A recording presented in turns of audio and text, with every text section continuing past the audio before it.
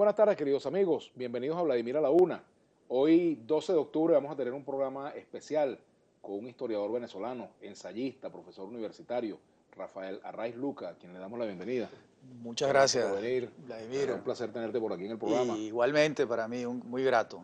Bueno, y lo interesante de conversar contigo es que vamos a salirnos un poco de la agenda cotidiana, Ajá. de la diatriba política diaria. Quizás la vamos a tocar de alguna manera, pero Sí. me gustaría más bien que miráramos un poco hacia Venezuela.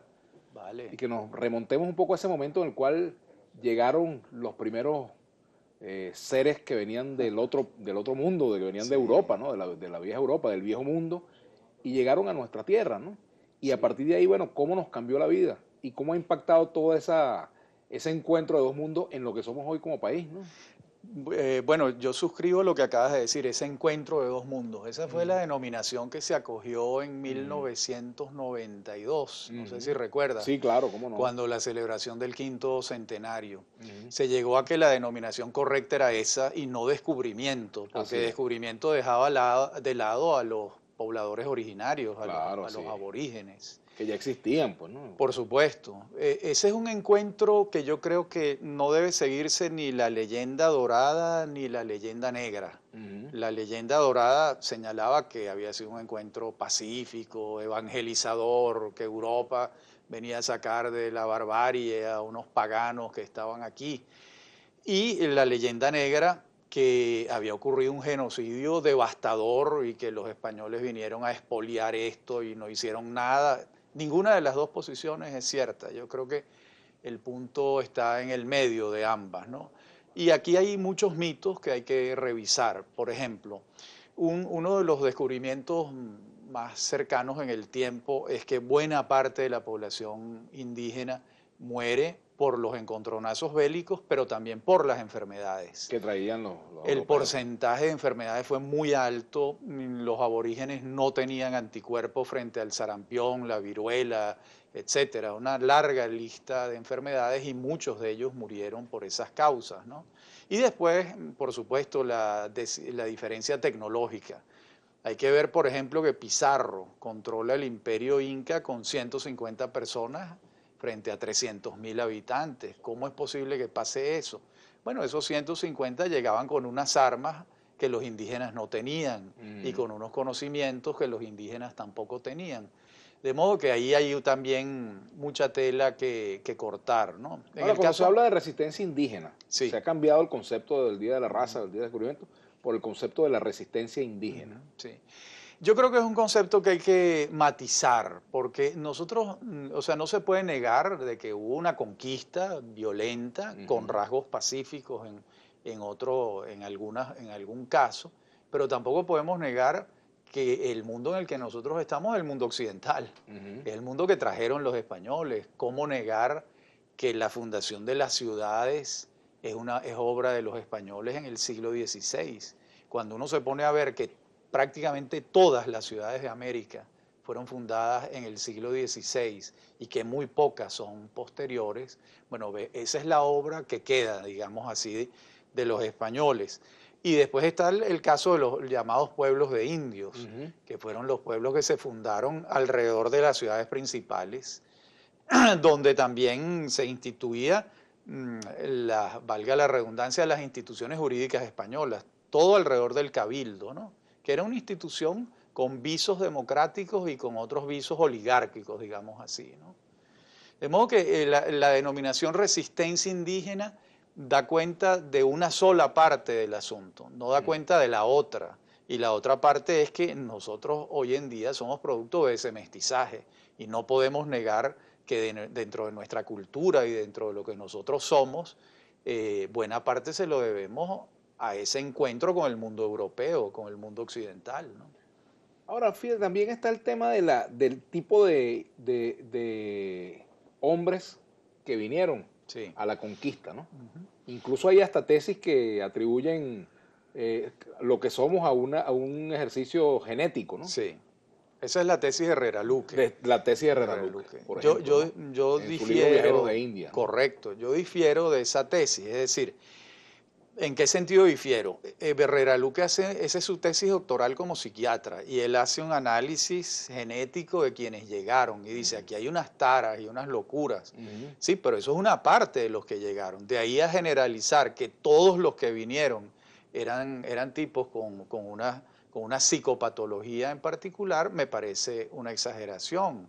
Además, esa es la parte española. ¿Y qué pasa con los que estaban antes? ¿Y qué pasa con los africanos que comenzaron a llegar muy temprano y fue dándose el proceso de mestizaje desde muy temprano?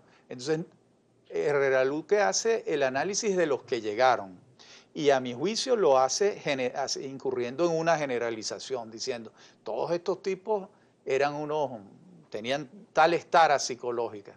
Pero eso no es cierto en su totalidad. Y lo lamentable de esa tesis de Herrera Luque es que se ha hecho Vox Populi. La gente repite eso, dice, no, es que aquí a América llegaron una cantidad de degenerados. Eso no es cierto. Mandaron lo peorcito. Mandaron lo peorcito. Eso no es cierto. Eso no es cierto. No quiere decir que no llegaron algunos así, por supuesto que sí. Sí, pero eso es una parte de los que llegaron. De ahí a generalizar que todos los que vinieron eran tipos con una psicopatología en particular, me parece una exageración. Además, esa es la parte española. ¿Y qué pasa con los que estaban antes? ¿Y qué pasa con los africanos que comenzaron a llegar muy temprano y fue dándose el proceso de mestizaje desde muy temprano? Entonces, Herrera Luque hace el análisis de los que llegaron y a mi juicio lo hace incurriendo en una generalización, diciendo, todos estos tipos tenían tales taras psicológicas. Pero eso no es cierto en su totalidad. Y lo lamentable de esa tesis de Herrera Luque es que se ha hecho Vox Populi. La gente repite eso, dice, no, es que aquí a América llegaron una cantidad de degenerados. Eso no es cierto. Mandaron lo peorcito. Mandaron lo peorcito. Eso no es cierto. Eso no es cierto. No quiere decir que no llegaron algunos así, por supuesto que sí, pero no todos eran así. Claro, también habría que tener, digamos, determinada personalidad, al menos de aventurero, para asumir la ida a un mundo desconocido, ¿no? Sí, mira, por ejemplo, el caso de Diego de Lozada. Por ejemplo, creerle el cuento a Colón de que ibas a atravesar mares, ibas a llegar a otras tierras, no era una cosa sencilla. Claro, ¿no? pero el hombre de esa época en España, ¿qué buscaba? Los grandes valores de la vida de la gente eran el honor y la gloria.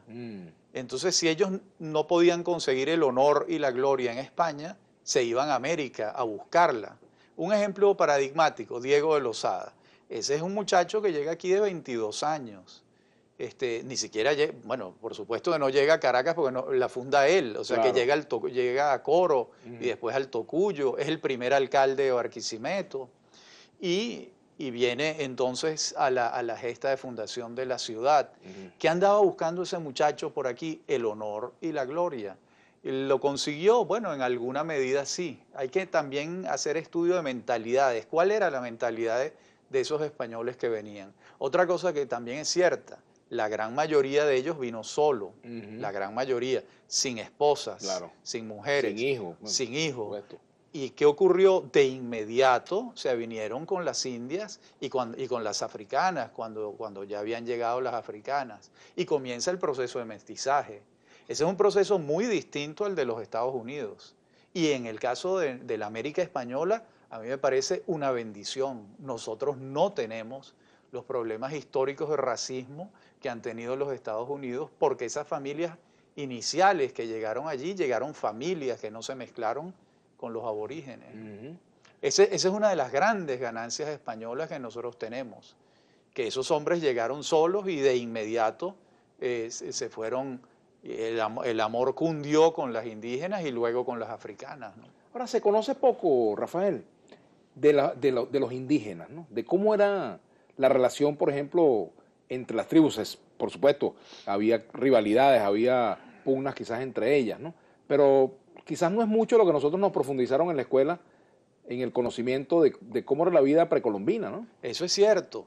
Aunque en los últimos años, después de que nosotros estuvimos en la escuela primaria y en el bachillerato, han habido estudios bastante buenos. Hay un libro sobre los aborígenes de la Fundación La Salle, 2, 3 tomos excelentes. Están estudios de diversos antropólogos y hoy en día se conoce más, pero ciertamente lo que tú dices es cierto. En términos generales se conoce poco, ¿no? Por ejemplo, el caso de los Toromaimas, que eran los habitantes del Valle de Caracas, ¿no? Y cómo eran las rivalidades y cómo se llega a la preeminencia del liderazgo de Guaycaipuro, que fue el que concitó a todas esas tribus, ¿verdad? Para enfrentar a los españoles, ¿no? Tenemos que hacer una pausa. Regreso, vamos a hablar un poco de eso y por supuesto también vamos a irnos adentrando un poco en nuestra naturaleza como venezolanos. ¿Qué es el ser venezolano? Vale, difícil, ¿eh? Difícil pero interesante. Vamos a hacer una pausa, ya venimos con Rafael Arraiz Luca.